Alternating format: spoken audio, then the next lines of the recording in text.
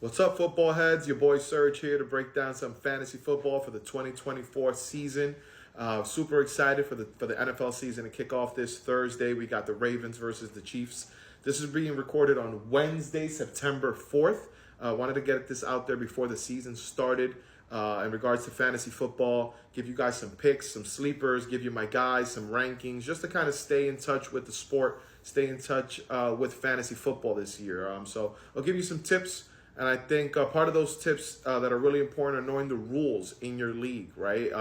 All the rules pertaining to my league are full PPR and also how many teams are in your league. That's really going to help you out during draft time. So I have one home league. It's been going for 8 years. Shout out my boys at the Real Brooklyn Bowl League.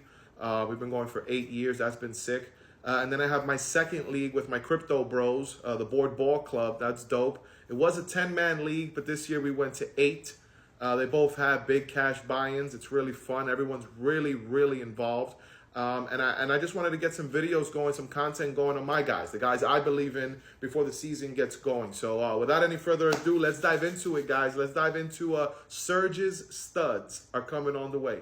Before we dive into some picks, guys, if you'd like to catch up more, speak on more fantasy football content, have any questions, want to tag me in anything, I'm most active on X or Twitter. You can follow me at the Fat Doinks, on X. That is the online persona. There's my mutant ape. Go ahead and give me a follow. I'll make sure to get back to you guys and be as active as I can with you guys this season.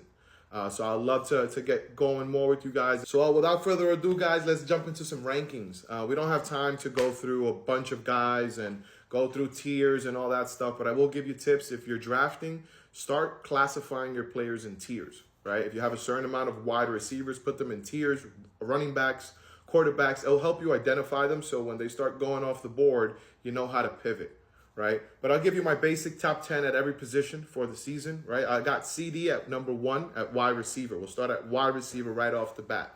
Number 2, we got, you guys see it, Cheetah, Tyreek Hill. Number 3, we got Amon-Ra St. Brown. I think he's going to have a savage season. Number 4, we got Justin Jefferson. 5, we got Jamar Chase. The holdout is over. Number 6, we have A.J. Brown. Number 7, I have Garrett Wilson with Aaron Rodgers, an actual real quarterback. Chris Olave at 8. Have Devontae at 9. I just love Devontae. He's an OG. You got to respect it. And I have Michael Pittman rounding it out at 10. I think Anthony Richardson is a stud. I'm going to get him the rock. Sleeper number 11, just, for you guys, is Drake London. I think he has a beast season. He plays dome games. Kirk Cousins loves his number 1 receivers, so he's my number 11. And then running backs, guys, no surprise, we got CMC 1, Bijan 2, Brees 3, any order you like. Then we have Jonathan Taylor at 4. I think the Colts love to run him. Saquon with his new acquisition to Philly, he's at 5. I have Etienne at 6. Pacheco at 7. I love Kansas City. I love investing into that offense. Number 8, we have Derrick Henry. I think Baltimore, he's might get over 18 touchdowns this year. And then number 9, we have Jamar Gibbs. I think they unleash him a bit more in Detroit. 10, we have Joe Mixon. Again, another thing of investing into high-powered offenses now in Houston. And number 11, I like to share it because I have him higher than a lot of people, is Kenneth Walker. I think he has a great season in Seattle. And I think the new offensive guru, Grubb, gets him the rock. And I think he has a great season. At tight end, we're going to go 1, Sam Laporta. 2, Kelsey. 3, Andrews. That's basic. 4, I do have Kincaid. I think that man gets him the ball an obnoxious amount of times, over 100 targets for Kincaid this year.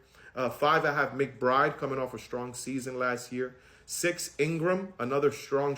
As you guys can see, the tight end position is very deep. 7, I have George Kittle.